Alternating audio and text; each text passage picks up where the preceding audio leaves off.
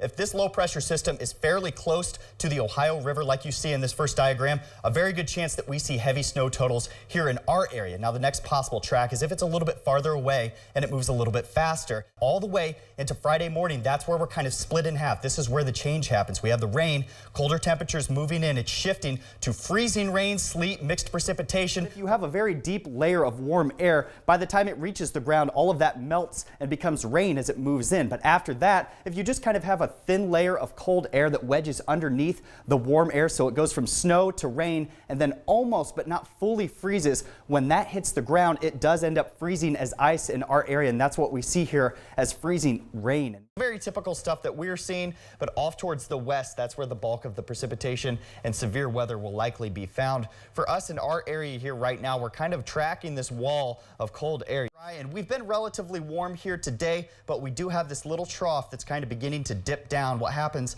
when that trough does move towards the south? We get cooler and cooler air creeping in.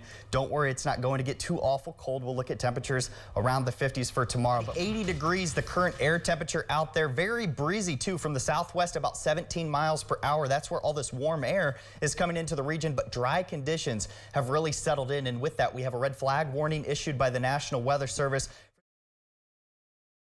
Good evening, guys. The Blanchard River here in Ottawa is about 4 feet above the flood stage right now and continuing to climb. Places across the county like Kalida Grove and here in Ottawa have seen around 2 to 3 inches of precipitation on Wednesday night into Thursday morning.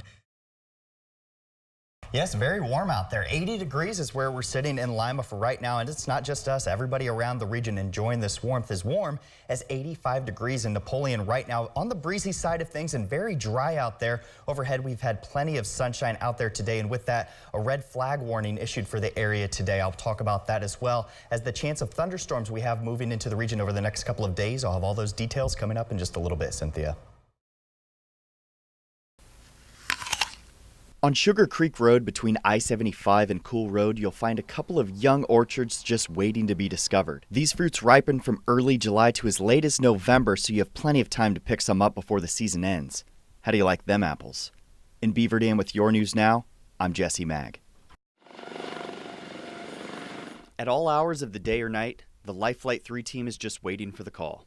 Based out of the Bluffton Airport, this airborne lifesaver comes packed with a flight nurse, a paramedic, and of course, a pilot.